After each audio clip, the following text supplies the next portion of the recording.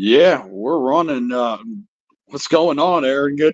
Man, I've been looking forward to doing this because I like seeing. I mean, I haven't played sports in a long time, but I've been, around so many friends and, high school level, like football. And then, I have friends who I used to live with who done MMA and, Yeah. transitioned to boxing or just started out with one or the other. So, it's always cool to meet somebody who is climbing the ranks, and that's how I don't even remember how I started following your page, but you're um you're definitely doing just that, and it's cool to just watch a success story as well. But I like to usually just jump on and let people, do their justice explaining how they got to, where they are now and how you got into fighting and what's your your background with it. And you got a fight coming up this summer, or you got some announcements you just made. Oh yeah. July 27th, man, Charlotte, North Carolina. Yeah, Yeah. so is that have you fought in a lot of different cities to this point? So far I fought in Oklahoma, fought in Nevada, fought in Texas, North Carolina, um, Colorado. Man, I Whew. fought at a couple places. Yeah. Is there a favorite for you so far? Oh, bro, definitely North Carolina, man. Well, here's the thing. I was supposed to fight in North Carolina a few years back. Um, we had the fight set up. Everything was great. I sold over hundreds of tickets. You know, the whole city, because I'm from Salisbury. It's between Salisbury, North Carolina, is between Charlotte and Winston. Um, dude, I that place was packed out. You couldn't even move left or right in that building. Yeah. And we weigh-ins goes good. We get to the fight, and my opponent and his coach is inside the ring, and I'm like, what's going on? And they call me up there with the boxing commission, and they tell me, your opponent doesn't feel safe fighting in this octagon because the mats were too soft. You There you know, go. and it's crazy, man, because I kind of like blacked out a little bit. I'm like, I flew all the way down here from Colorado to fight in my home state. Everybody's coming, and you don't want to fight because the mat is too soft. I've never heard that. I mean, if you're scared, just tell me. I respect that more than telling me the mat's too soft. That, yeah, I've had a couple friends who have had, people pull out of stuff, but mostly it's like the distance from, where I'm from, like Charlottesville, Virginia to DC, Yeah, which is like 2.5 hours. So, God, to fly out there and everything, dude, but man, like, dude, I flew and my coaches and teammates drove, so they drove 23 hours. Yeah, just to get oh, there, and they got back out on fight day. Yeah. So I feel I like this fight coming up in July is gonna make up for all that. Yes, and it's Charlotte's a cool little city. I mean, my Yeah. dad moved there when he was 11, so I'm talking in the 70s, but I've been there plenty of times. I performed there even and always had a lot of love for it. I grew up kind of like the Panthers were just as big as, like, the Ravens and the Yeah. Redskins around here, now the Commanders, but I like that city every time I went through there, and it has good energy, man. I mean, Yeah. I think people sleep on it for how much you can do there. And there's also the I always blank the NBA team from there. Uh, Bobcats. but yeah, Well, they were exactly. the Oh, Bobcats. Now they're the Hornets. yeah, that's right. Yeah.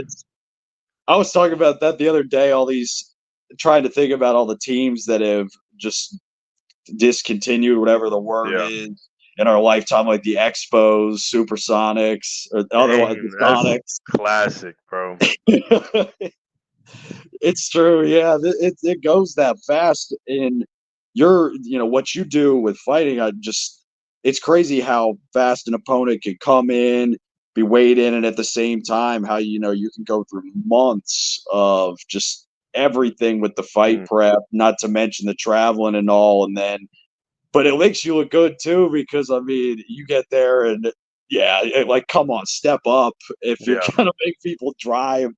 a day away. But is Yeah. that with a weight cut and everything from front to back, is there something that you felt like was, harder? It seemed like it was going to be a lot to take on mentally at first as far as preparation for fights, or do you feel like it's, just the whole process really? The hardest part definitely is the weight cut.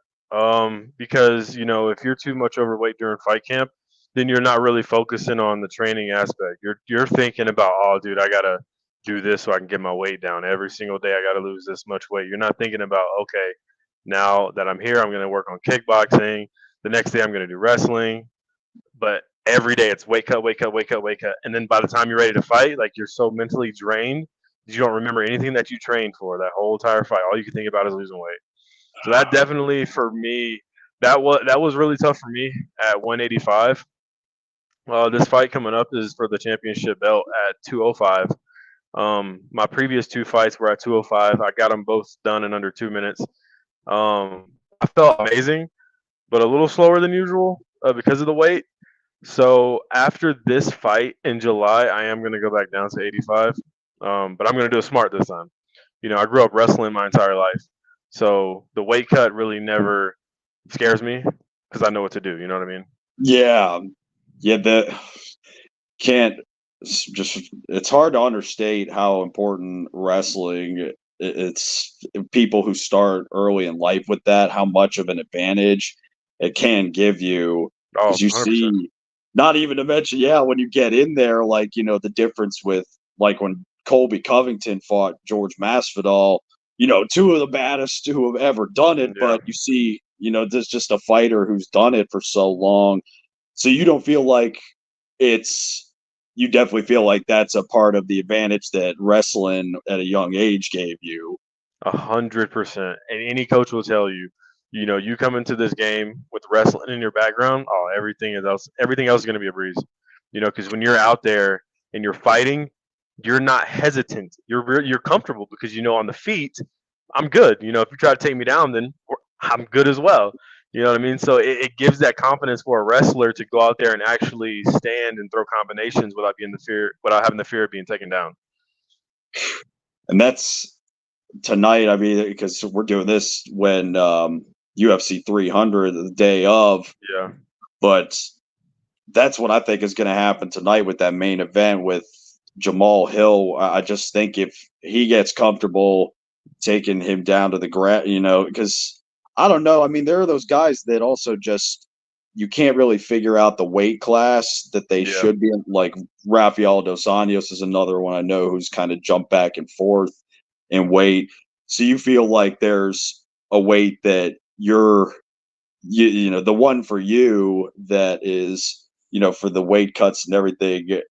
Do you think that there's one that you prefer going forward that you're just not going to be changing for a little while, at least, maybe? Yeah. That's definitely middleweight. Yeah. Yeah, man, I can tell you that it's, seeing friends who get to the scale and just seeing them, the human they are when they're not doing it, and then when they Yeah. get up there, it can rock you as a coach. I can't imagine, also the mental prep for a fight. Is there something now where, you like, I know that back in the day, different sport, but Steve McNair, like, he used to take a nap before games. Is there something that, the day of, how do you get yourself into that zone? Because I mean, just to kill or be killed. I love that you asked that. It's funny, and I'm gonna keep it honest with you. On fight day, I wake up at around 7 in the morning, and I just play Call of Duty until I have to go to the fights. That's all. Yes. That's all I do. Well, But I do my run, I do my little sweat, get my little sweat out, and I go home and play Call of Duty the entire day until it's time to fight. I don't know, man. It's like, dude, I'm a video game nerd, man. So it's always been a part of me, and that's what really like just calms me down, takes me into another world. I forget about the fight, and then by the time it's 4 o'clock, time to go to the venue. Like I don't even care about the fight anymore. I'm just gonna go fight, do my job, come home, play some more Call of Duty. It's I funny, love man. that. Like, It's so true, man, because I mean, that's something where it's, there is the difference in like with football, I mean, there is the risk of you could go out there and, have that life-altering injury. But Yeah. I mean, for you guys, it's kind of strange too how, you have more people who have died of accidents Yeah. boxing than you do with MMA. But still, I mean, you've got just so much that you have to focus in on with your game compared to boxing, where, like the Marcus of Queensberry Yeah. rules, pretty different from what's happening when you got like a John Jones across from you Yeah. shooting for a takedown.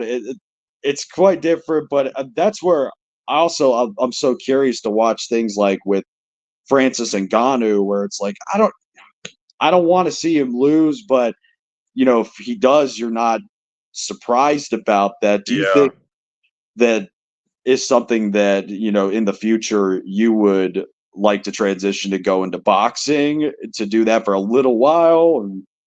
I thought about it. If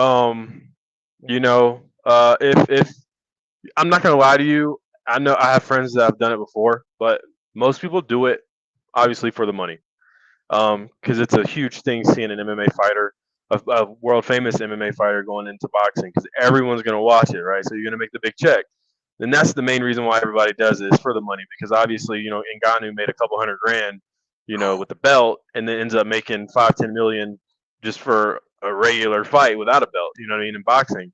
Um, but I'm still kind of like on the fence about it because I respect boxing a lot. It's a totally different world, man.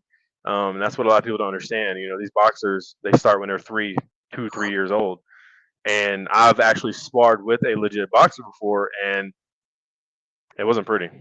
Um, I'm not just gonna be straightforward with you. Like, I'm a great fighter. I'm an amazing MMA fighter, but in the boxing ring, it's a whole different world, man. So I might end up doing it later down the line.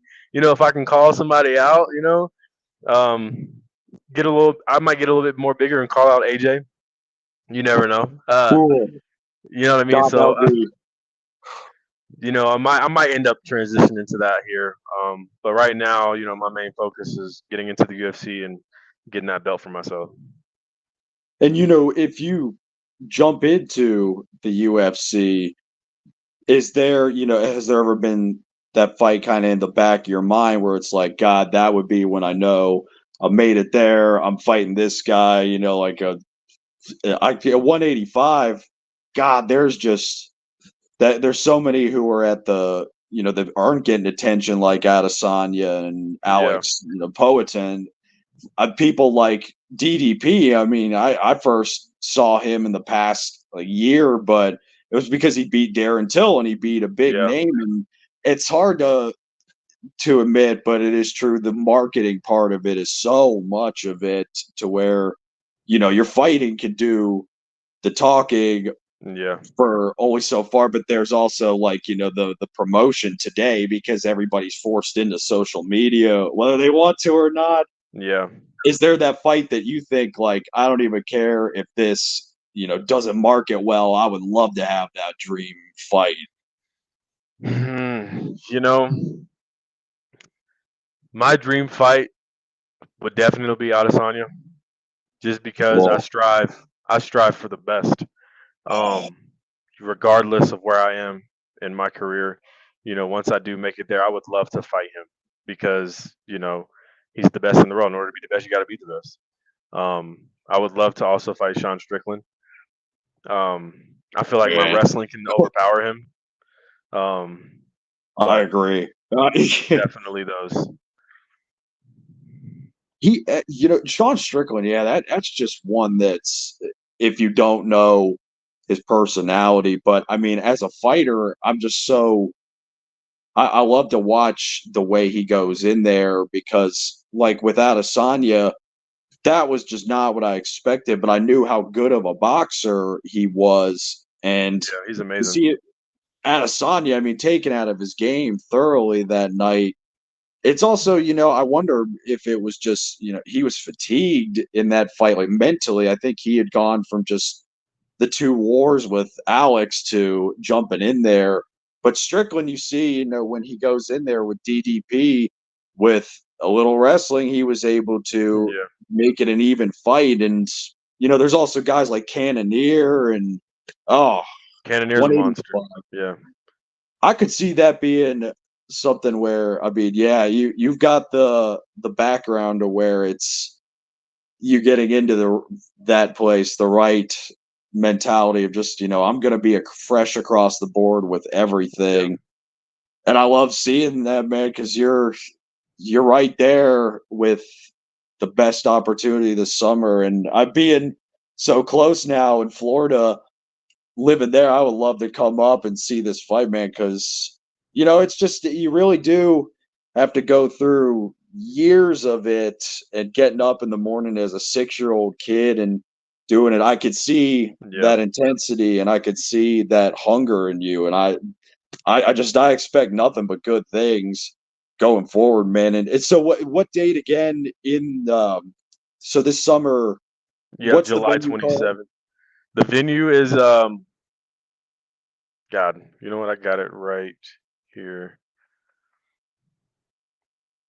Yeah, man, this is definitely an excuse to go up to Charlotte. I think that would be cool because I'm so familiar, yeah, with 77 and that route. So love to drop the before I forget, I like to drop all the info on the social media and everything. But what's did you find the name of it? Yeah, it's the Grady Cole Center. Okay. Yeah, I Yeah. have actually heard of that through my dad before. So okay, and yeah, man, and that's the week after I think the Mike Tyson Jake Paul Yeah. fiasco is supposed to happen. I think Oh there's what on the 20th, I think. yeah, that's right. I'm gonna be so I'm in New Orleans actually the week before your fight. So maybe I'll just fly back through Charlotte because I always like that airport. Honestly, it's Oh yeah. They're so much building better onto it than too, man. yeah. It's getting huge. Driving to Dulles is what I've done my whole life in DC. So it's nice to not have to do that anymore. The Jacksonville Yeah. airport's gonna be so much more convenient. You gonna be watching these fights tonight, the UFC Oh, bro. fights? I'm ready. Yeah. Oh yeah, I already got it upstairs on the TV, man. Like I'm ready, dude. God, I'm just the one that I don't know if I can bear to watch is Max and Justin because That's gonna be a bloodbath. I love Because them they're both. I both, mean, dude. They're both hard headed, man. Like you can't knock either of them out, dude. It's gonna be God. oh, I got Max by unanimous decision. I've got a feeling with you on that. I think that Max is just. I feel it's going to be his night. Like the way I just didn't have a good feeling about Dustin Poirier when he Yeah. fought Justin, and sure enough, I mean, and whoever wins this, God, I don't know who do you think you if Max wins this one, who do you see him fighting next? So Oliveira. Yeah, yeah, I agree. That you could Yeah. sell because at 155, shit, they fought. I think when they were both pretty young. I think Yeah. Max beat Charles, didn't he? Yeah. God, this is gonna be. I can honestly, I can see Charles beating him now. That's true. I can see it. Like I see Charles winning tonight. Isn't Charles the underdog in this one? Yeah, against Yeah. Armin. Yeah, that's right. Because Yeah. I got Charles winning submission. people who said this card wasn't stacked, I don't know Dude, what they're saying. the first fight of the prelims is a main event fight. Like Oh this yeah, whole thing is a main event. Like it's crazy. like and what's her name? Kayla Harrison's gonna be there. Holly Holm, I don't know. I mean, if she loses this, it could be retirement, but she also could go over to boxing, kickboxing for Yeah. because look at Yoel. I mean, not Yoel. Anderson. Yeah. Just box Jake Paul. So I could most definitely see. But if Holly Holm wins, that's going to be ugly That's for gonna be Kayla huge. Harrison because Yeah. Kayla's been, the trash that has been going on, the trash talking with her and Nunez. Yeah. It's going to be there's some huge fights on tonight, not to mention, yeah, Jamal. I know enough about him just because I've been watching him for a couple years now. So I know his backstory, getting to this fight, and with Alex, same thing. I mean, I've watched every fight at 205 and at 185 of his in the UFC. So Yeah. how can people not be like, Connor's not on the card? Big deal. He's gonna Yeah. 303. Which, how do you see that fight going? Because I honestly, I'm picking Chandler. Really? I want to say a decision for Chandler. I'm going to give Connor the benefit of the doubt of making it through, because I thought there was going to be a knockout when Chandler fought Gaethje, but for some reason I just feel like Mike can gut out. I think he can sweat this decision out. I think he can too. Yeah. I don't Reckless know. is Connor, he's not the same McGregor anymore. You know, yeah. he reached his pinnacle, and he's fine now. He has all the money he needs. He's making movies. He's doing all these things, and you have Chandler who's in the gym 24/7. You know what I mean? So I see Chandler pulling this out by decision.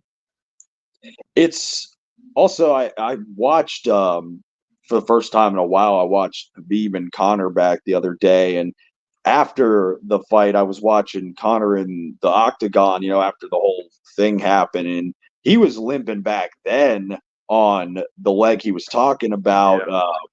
You know, with that, I don't know how hurt he was going into that fight, but he also the same one that he broke against Dustin.